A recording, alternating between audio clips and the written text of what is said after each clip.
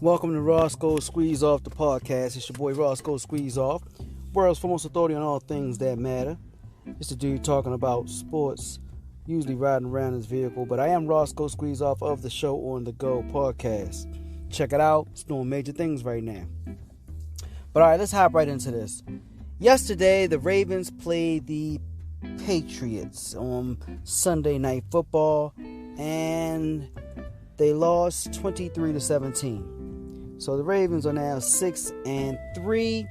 They currently are in the 7th spot because, just in case you don't know, the NFL has moved to 7 teams from each conference making it as opposed to 6, which has historically been the amount of teams that went to the playoffs. Currently, as it stands right now, if the season ended today, it's week 9, they have 7 more games to go. Or week 10, but they have 7 more games to go. If the season ended today, they'd be playing the Kansas City Chiefs in the first round of the playoffs, which would most likely equate to another Ravens first round exit. So the goal is to figure out what the Ravens can do differently. What have they done so far? What is really keeping them from taking the step to the next level or going back to the level they were next year? Because at the end of the day, 6-3 is not bad for most teams.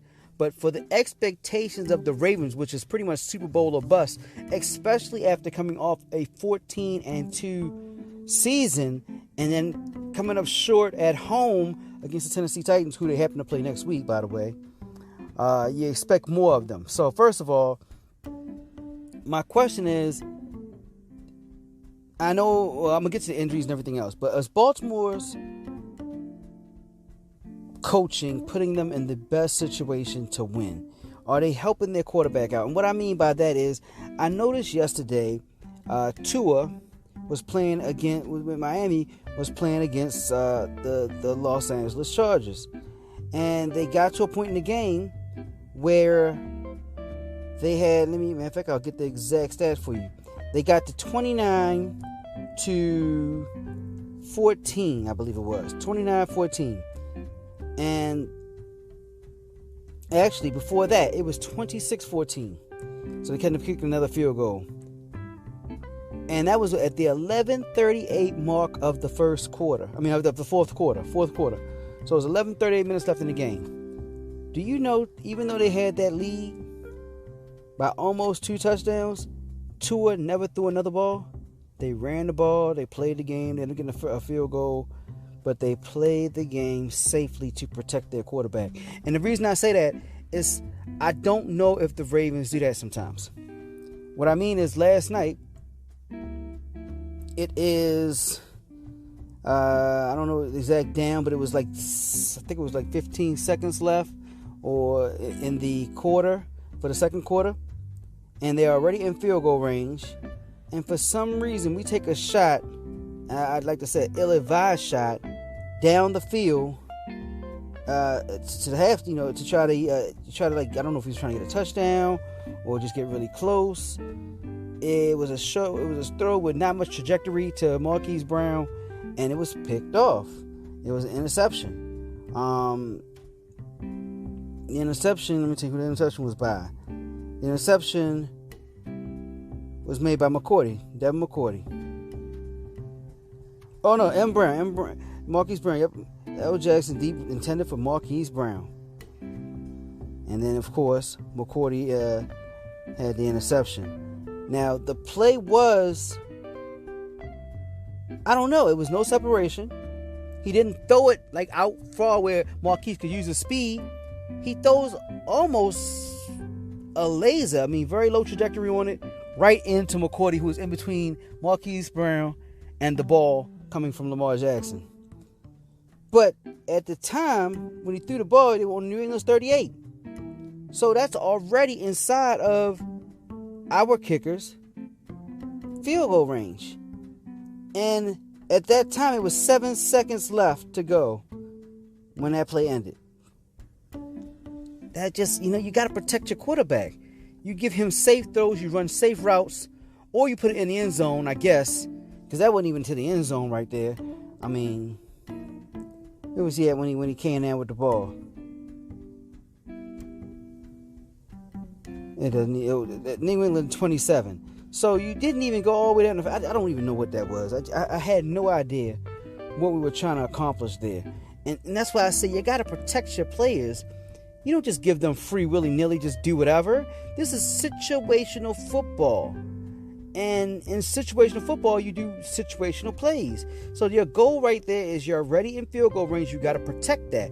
Now, you may be going for more, but you have to protect that. So you throw it to the sideline, safe throws to move them closer while keeping the clock stopped. Or you go to the end zone.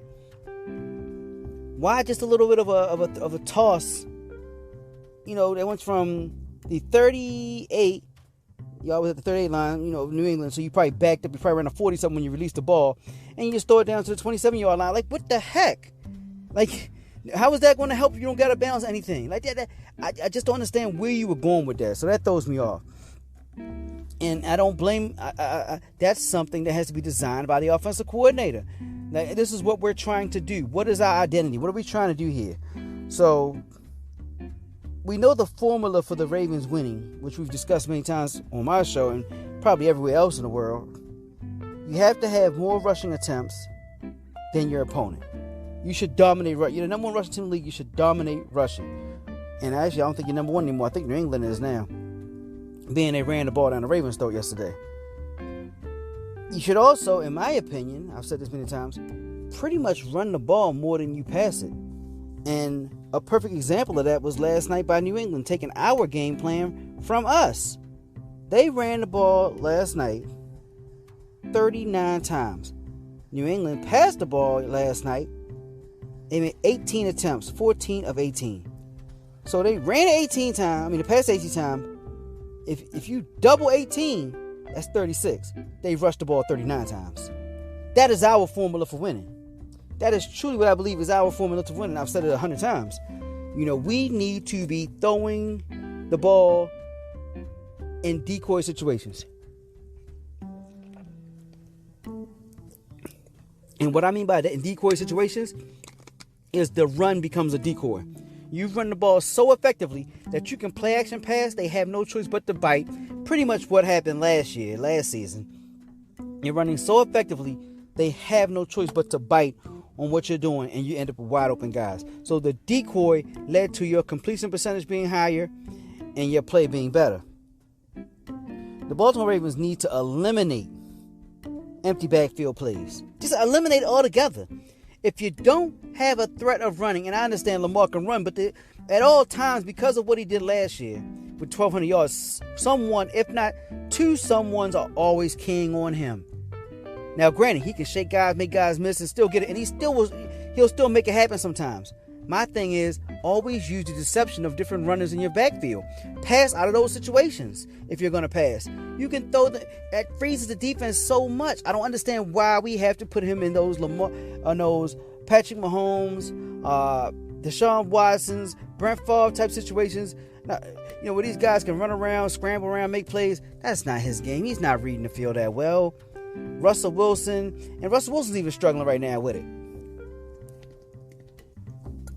Sometimes you can just do a little too much with him. The goal for coaching, you need to protect him. The guy is great at what he does, which is run the ball, can hit some open guys, can be the best decoy on the field for his running backs to get a ton of yards. If he fakes like he's gonna, he hands the ball up, but he fakes like he kept it. His running back just got an extra yard or two because somebody let that running back go because they had to worry about Lamar. That's all I'm saying. Use him at what he does best, not what Patrick Mahomes or Aaron Rodgers does best. What actually Lamar does best. Even though I thought I thought he did all right last night. Not great. Now, of course, he's going to have some problems because if you look at it from last year, with the injuries from this year and the retirement of Marshall Yonder from last year, you've lost Marshall Yonder, a Hall of Famer. Ronnie Stanley, who is a Pro Bowler already and looks like he will be a Hall of Famer one day. He was very dominant, and he's gone for the season. Tyree Phillips, he's gone. You lost Nick Boyle last night, who is your best blocking tight end by far. So, of course, you're going to have some trouble with protection. That's more reason to run the ball. pound the ball. Stop the outside play. Oh my goodness. I saw so many outside plays last night. They didn't run the ball but so much. But the outside plays were too much. Up the middle looked to be so effective. We picked up good chunks of yards up the middle, but then you'd run up the middle twice with number 35 right up the middle, and then next thing you know, heck with Edwards up the middle. Let's do Dobbins out to the side. Let's just run him to the side with little to no blocking. Dobbins had 5 carries for 13 yards and 2.6 yard average because he didn't get anything up the middle. I don't understand. His long was 4 yards. Edwards had only 7 carries. He had 42 yards, 6 yards per carry. 11 was his long. Why we want to give more than 7 carries though? Does that make sense? He would run the ball. Matter of fact, last night, I was like, what in the world? He had a series where the last carry, let me tell you what the last carry was. Nope, that's not even it either. We scored a touchdown last night. And the touchdown came on Willie Snead end around. A 6 yard, it's actually a pass to Willie Snead, 6 yards. And that was in the end of the first quarter. And I think after that play, we didn't run the ball for like several plays. And I was like, what in the world was going on? No, I'm wrong. It was in the second quarter. We ran the ball on got to like 2nd and 4, and we were like at the 30-yard line or something, and then we didn't run the ball until until we came back from halftime. Besides, I think one scramble from Lamar. And I just don't understand why we can run the ball effectively, be moving the ball, and we'll just stop. And we'll just go to all pass plays. You could just pick up 2 first downs running the ball only, and then, okay, let's just pass. And I understand people keep telling me, and the announcers keep saying, the defense is dictating what you're calling because of the coverages or the way they line up at the line of scrimmage. My thing is, if they show 10 men in the box, and you're still getting a first down every 3 plays, why stop? You run it until you make them stop you. And then you can use it as a decoy from there. Play action pass. We did it last year. They know we want to run the ball, and there's nothing they can do to stop it. We're stopping. The only thing that stops our run so far, since Lamar Jackson's been there, it's been us. If you haven't heard about Anchor, it's the easiest way to make a podcast. Let me explain. First of all, it's free. The creation tool allows you to record and edit a podcast right from your phone, tablet, computer, what have you. Anchor will distribute the podcast for you so you can be heard on Spotify, Apple Podcasts, Google Podcasts, and many more.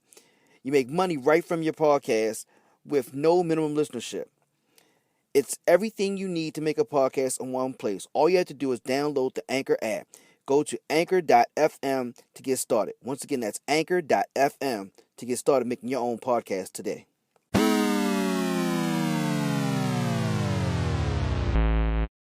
The Ravens have stopped it. The coaching has stopped it. Yesterday, the Ravens had 34 pass plays, 24 completions. Not bad. 6.7 yards yard average. Got sacked once and had to 1 interception. Or sacked twice and had to 1 interception. They only had 115 yards rushing. They had on 28 carries, 4.1 yard average. So you may say, well, they weren't running but so much. Well, neither was New England. New England ended up with 173 yards, but they had 39 carries on a 4.4 yard average. So 0.3 yard average is difference. And if you kept running the ball, you'd probably break a few there. I don't understand what you mean. It was a close game the whole time. It was never out of hand. We actually held the lead at the earlier points of the game, and we just gave it up. I mean, we scored first, 7-0. It was 7-7. We made it 10-7. They made it 10-13. We were going down and scored at the end of the third quarter. So he messes up right before halftime with the interception. So we were already in field goal range. Should have been tied game. The situational football wasn't there. All I know is we need to get back. We need to find out what the Ravens' identity is. And the reason I say this is last season we averaged 204.5 yards a carry. And I understand our line's not the same, but neither is our commitment to running the ball. We still run the ball good. Don't get me wrong. We still run it effectively. We're still in the top teams in the league, but we average 164 yards rushing per game right now. Last year, we ran for 204 yards, 4.5 yards, and we set the all-time record. We were 59 yards per game better than any other team in the league. And the second place team last year was New England, which had Tom Brady last year, but they still ran the ball. That's how important running the ball is. Running the ball can cover up a lot of deficiencies, and I think we can. I think we just got away from doing it as we did. This year, we're having 27.8 attempts per game. Last year, we had 29.4 rushing attempts per game. Now, this year, we're only averaging 6.6 yards per attempt passing, and 7.1 last year.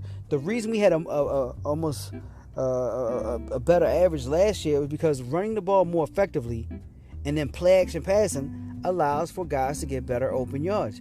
The problem is Lamar is not the most accurate quarterback in the league. Not to say he can't be accurate, but he's not the most accurate, and definitely not the most accurate outside of the numbers or deep down the field.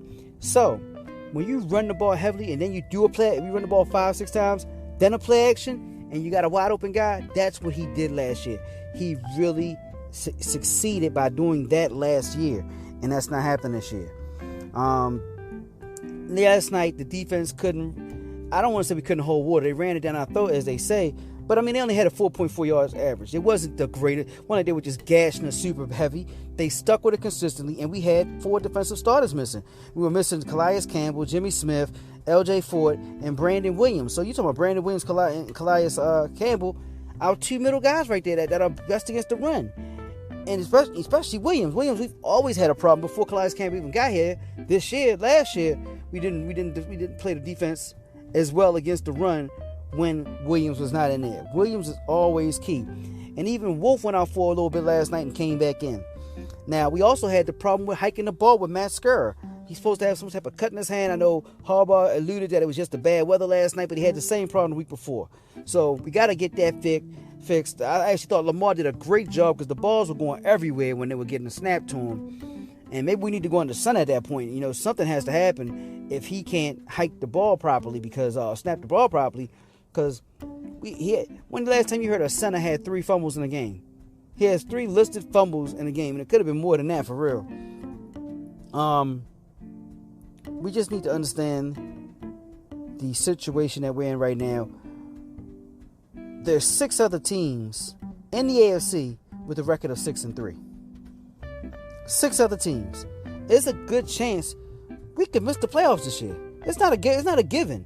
I know last year, this time, we didn't know we were going to run the table like we did and had the best record, but we felt confident. And I thought going into the season, it felt like we were going, possibly to the Super Bowl to have a matchup with some of the upper echelon teams. But there's no given we're even going to the playoffs right now. There's just no given. I mean, honestly, like I said, if the playoffs ended today, were to start today, we'd be in 7th place. And then you got Cleveland right behind us, Tennessee right behind us. They're both 6-3. We play Tennessee next week. If they beat us, we're pretty much out of the playoff situation at that moment. It's that dire right now. You got Indianapolis who's leading the division. You got Las Vegas is 6-3, Miami 6-3. Man, it's Buffalo is 7-3. I mean, this is serious. We got to see Pittsburgh, who's 9-0. We got to see them again on Thanksgiving. Kansas City, if we get to the playoffs, if we stay in the 7th seed, we're playing them because they're behind Pittsburgh right now. Now, we can easily turn this around with some wins. But with the amount of people hurting our team right now, we have to find an identity that's going to work for what we have. And I think the identity is what I've always said it was in the first place. Running the ball first. We need to do what New England did last night. More than double the amount of rushes than they were passes. And you have a more capable passing quarterback. They don't have any really good receivers. But they have a more capable passing quarterback than we do in Cam Newton. But yet they stuck. Bill Belichick was smart enough to stick with the theory of running the ball. Pounding the ball down our throats. Well, like I said, it wasn't like it was a super yards. It was good yards per carry, 4.4, but it wasn't like super or anything like that. It just stuck to it. 39 attempts. We should, I've said this a million times, we should run the ball 40 times every game. I would need mine 50. We should pound teams out because they can't stop it. The only thing that stops our running game is us. Yes, use Lamar in the rushing game. He shouldn't be your leading rusher, though. I don't know why the heck he's running the ball more than any of your running backs. Like I told you, the amount of carries was unacceptable in my opinion. 11 carries for Lamar, 7 for Edwards, 7 for Gus the Bus, 7. He has 6-yard average, 42 yards. 11 was as long. He got 7 carries. Why? Why would he only get 7 carries? I've yet to figure that out. Why J.K. Dobbins get 5 carries? Mark Ingram got 5 carries for 5 yards. Why these little bit of carries? We should be pounding the ball. That has to, especially with a line that is in limbo. Run the ball to protect your linemen. You're getting more penalties. You're getting more holding calls. You're getting illegal procedures. From your offensive line not being lined up correctly. Guys not on the line. Listen, run the ball, Linda. Run it. Pound the ball. Protect your team. Protect your quarterback. Run your quarterback. You can run him. You can do a lot of decoys with him. But run the ball, man. Let's go. Let's become Navy from years ago. Let's do the single wing if we have to. Run the damn ball, man. We're still an effective team. If we ran 4.1 yards the average, and we ran 28 times, if we made that 28-48, it could be. And I understand you can say, well, we played Pittsburgh and we lost, and we still ran the ball a lot. We lost because of the turnovers, because we didn't protect our quarterback when we had a lead. You know what I mean? We had 200. We had 100. Oh, let me see that. We had 265 yards rushing on 47 attempts with a 5.6 yard average against the Steelers. But yet we had 4 turnovers, and we lost by 4 points with a chance to win on the last play of the game. Let's imagine we gave them a pick 6 for a touchdown. That's part of how they got the 28 points. Then we gave them another turnover at the beginning of the second half that led to 2 plays later being a touchdown. So 48 points came directly off of us. What if we did what Miami did yesterday with Tua against the Los Angeles Chargers and just ran the ball? Punt if we have to, protect our quarterback. I understand you want to say he's an MVP, he should be able to do what Aaron Rodgers does or Mahomes. No, that's not what he does. And as long as we want to make him that, we're going to continue to have these problems. We have to use his ability to bolster this team right now in the mark of all these injuries, help our defense out, time possession. We can still run the ball. We're creative enough to run the ball in a great fashion. We need to keep multiple backs in the backfield, tight ends. We need to move guys around. We need to keep misdirection and off balance as we run the ball. We're not a passing team, man. We're not saying we can't pass, but we need to be a run first, second, and then pass third option type team. I just think that's where we got to go with it. We don't get guys involved. You got Marquise Brown getting upset. He's not getting the ball. There are bad throws going to him. He has 2 touchdowns all year long. He's a first-round draft pick. He has 2 touchdowns all year long. Rex Burkhead, an undrafted guy for New England, had 2 touchdowns last night. You can see where the frustration may come in. If we focused on running the ball, it would open it up for everybody. But until we figure that up, I think it's not Lamar. I won't blame Lamar because Lamar does what Lamar does, and we know what Lamar does. He's not Patrick Mahomes. He's not Aaron Rodgers. He runs the ball. He passes to open guys. He passes to straight single, maybe second read. He's not dropping back, looking at crossing, surveying the field of 5 different routes, making the right decision. That's not him. And throwing it with accuracy down the field and outside of the numbers. That's not what he does. And as long as you keep thinking he does that, we're going to keep having problems. We have to put him in the best, as a coaching staff, you must put him in the best situation to score and the best situation to protect him and make him a good team. So, make us a good team. We got to show up that fumbling thing. We got to get our averages up carrying the ball. We need to get as close to 205 yards per game as possible and as many carries as possible and dominate time possession. I think that protects our team and takes us to the playoffs. If we keep trying to pass this ball and have more passes than rushes, I think we may miss it this year. And if we don't miss it, we're going out first round. But that's just my take on it. I think the defense will be all right. I mean, we gave up last night 24 points. So it's not like 23 points. Would have been 24 if they didn't miss an extra point. It's not like we're giving up a whirlwind or teams are just moving into. I mean, they had 100-something yards rushing on. Yes, they did. At the end of the day, we had several chances to score. It came in the defense did good enough. It came into the offense, being able to score, move the ball. We had 17 points last night. What's the last time we didn't have 20? Oh my goodness, it's been forever since we haven't had 20. The Ravens always score 20 points. Let me see. I had to go back a couple seasons to find a time we didn't score 20. We had 17 last night. We got to get that offense going. I know it's bad conditions. That's even more reason why you should have ran the ball. Unacceptable. It's your boy Roscoe Squeeze Off. World Football Authority on all things that matter. Roscoe Squeeze Off of the Show on the Go. Check it out, man. The Show on the Go is doing major things. We do that video-wise, too. Check out the link on the, with this. Anywhere you see this at, check out the link. You can also see our video. I'm going to start doing these as video as well sooner or later. But till next time, Roscoe Squeeze Off. Peace.